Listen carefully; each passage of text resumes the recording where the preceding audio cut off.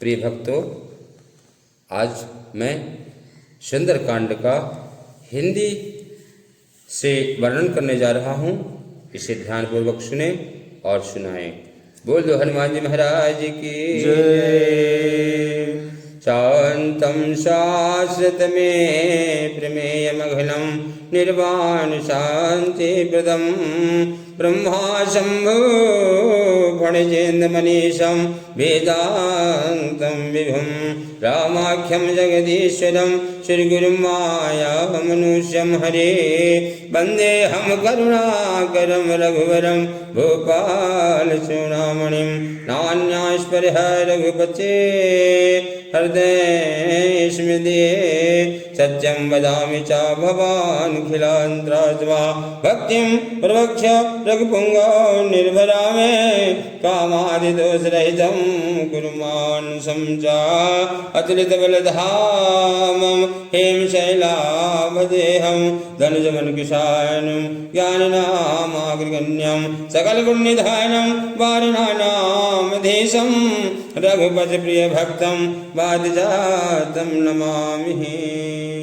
इसका अर्थ है शांत सनातन अप्रेम प्राणों से प्यारे निष्पक्ष मोक्ष रूप परम शांति देने वाले ब्रह्म शंभु और शेष जी से निरंतर सेवित वेदांत के द्वारा जानने योग्य सर्वज्ञ व्यापक देवताओं में सबसे बड़े माया से मनुष्य रूप में दिखने वाले समस्त पापों को हरने वाले करुणा की खान रघुकुल में श्रेष्ठ था राजाओं के शिरोमणि में राम कहलाने वाले जगदीश्वर मैं वंदना करता हूँ।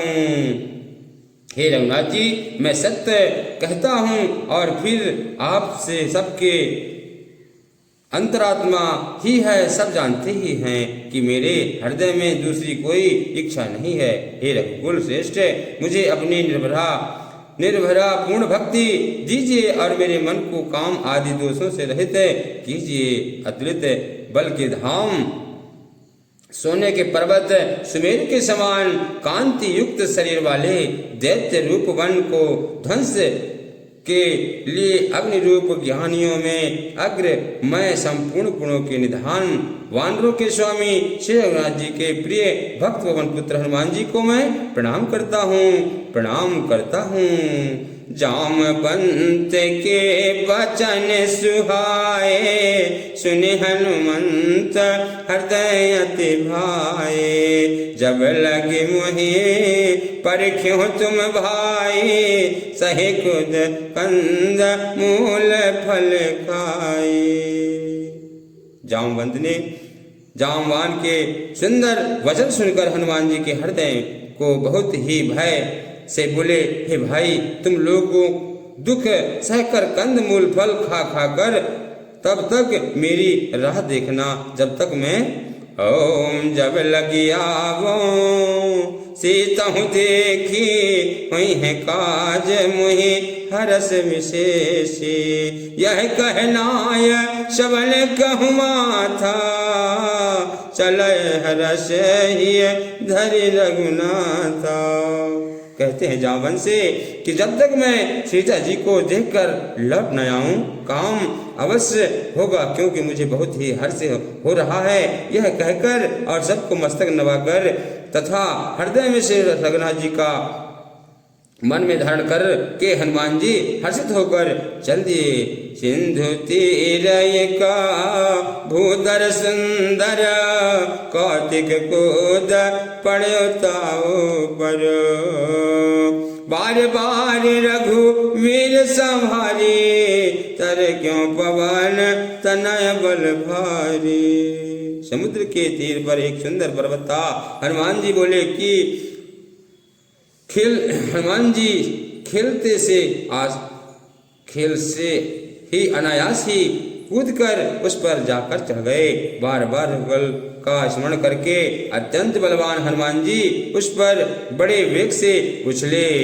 जहि गिर चरण दे हनुमंता चले सोगा पा ताल तुरंता जिमिया मोद रघुपति कर बाला यही भांति चले हनुमाना। जिस पर्वत पर हनुमान जी पैर रखकर चले, जिस पर वे उछले वह तुरंत ही पाताल में धंस गया। जैसे रघुनाथ जी का अमोघ बाण चलता है, उसी तरह हनुमान जी वहां से चले। जल निधि रघुपति दूत विचारी, तय मैनाक होहि श्रमहारी। समुद्र ने उन्हें रघुनाथ जी का दूत समझकर मैनाक पर्वत से कहा कि हे मैनाक, तू इनकी थकावट दूर करने वाला हो जा, अर्थात अपने ऊपर इन्हें विश्राम दे, विश्राम दे। हरि ओम। हनुमान ते पारसा कर पुनि कीन प्रणाम, राम काज कीन्हे बिना मोहि कहाँ विश्राम।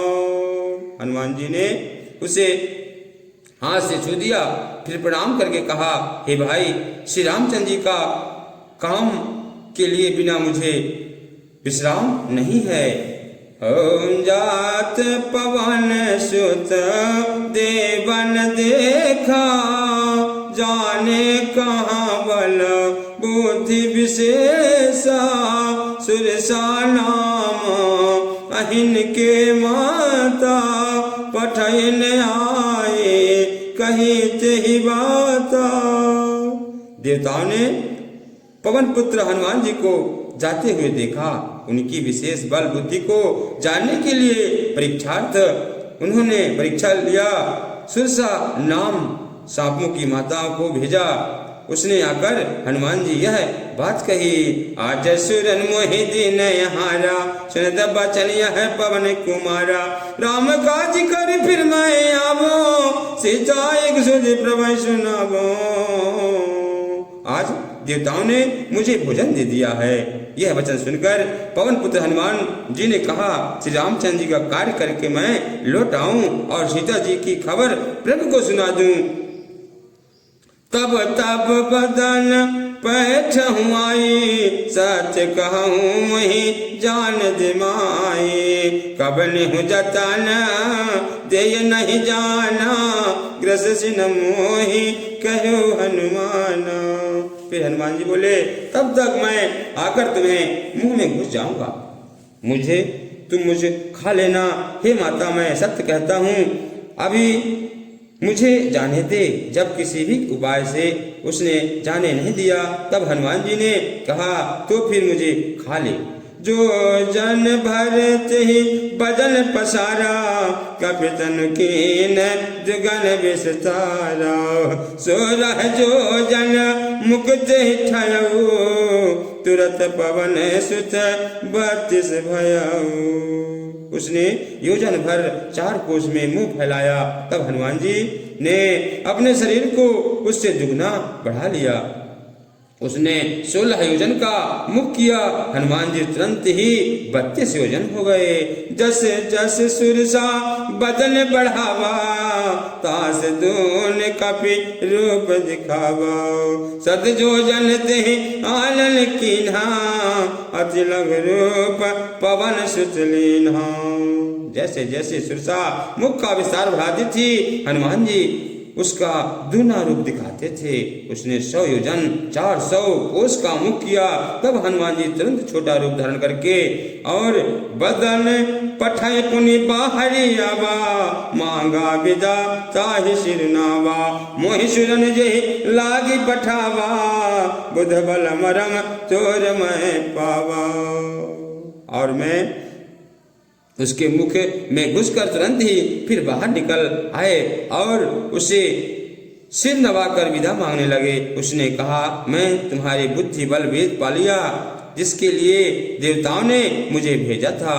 राम काज सब करहि हो, तुम बल बुद्धि निधान, आशीष दे गई सो हरस चले हनुमान। फिर तुम श्री रामचंद्र जी का सब कार्य करो, क्योंकि तुम बल बुद्धि के भंडार हो। यह आशीर्वाद देकर वह चली गई। तब हनुमान जी हर्षित होकर वहां से चल दिए। निश्चर एक सिंधु महारहई, करे माया नव खे खग गहई, जीव जंतु जे गगन उड़ाही, जल बिलोक तिन के परछाई। समुद्र में एक राक्षसी रहती थी। वह माया करके आकाश में उड़ते हुए पक्षियों को पकड़ कर लेती थी। आकाश में जो भी जीव जंतु उड़ा करते थे वह जल में उनकी परछाई देखकर गाहें छाह सक सोना उड़ाए, यह विधि सदा गगन चरखाए। स्वेच्छल हनुमान कह कीन्हा, तास कपट कपि तुरत ही चिन्हा। उस परछाई को पकड़ लेती थी जिससे वे बढ़ नहीं सकते थे और जल में ही गिर पड़ते थे। इस प्रकार वह सदा आकाश में उड़ने वाले जीवों को खाया करती थी। उसने वही छल वहां पर हनुमान जी ने किया। हनुमान जी तुरंत ही उसका कपट पहचान लिए।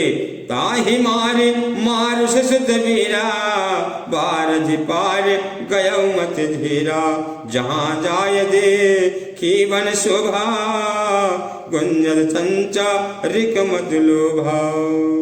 पवन पुत्र बुद्धिवीर हनुमान जी उसको मारकर समुद्र के पार गए। वहां जाकर उन्होंने वन की शोभा देखी। मधु पुष्प से लोहे गौरे भौरे गुंजार रहे थे। नाना तरु फल फूल सुहाए, खग मृग वृंदे देखि मन भाए। शैल विशाल देखे के आगे, तापर धाय चढ़े बैजागे। अनेकों प्रकार के वृक्ष फल फूल से शोभित हैं। पक्षी और पशुओं के समूह को देखकर तो मन में बहुत ही प्रसन्न हुए। सामने एक विशाल पर्वत देखकर हनुमान जी भय त्याग कर उस पर दौड़कर चढ़े। उमान कछु कपि के अधिकाए, प्रभु प्रताप जो काल ही खाए। गिरि पर चढ़ी लंका जे की, कहे ना जाए अति जुर्ग विशेषी। शिव जी कहते हैं, हे उमा, इसमें वानर हनुमान जी कुछ बड़ाई नहीं है। वह प्रभु प्रताप है जो काल को भी खा जाते हैं। पर्वत पर चढ़कर उन्होंने लंका देखी। बहुत ही बड़ा किला है। कुछ कहा नहीं जा रहा। ओम अति उतंग जल निर्जहु पासा, कनक कोट कर परम प्रकाशा। वह अत्यंत विशाल है। उसके चारों ओर समुद्र है। सोने के परकोटे चाह दीवारी का परम प्रकाश हो रहा है।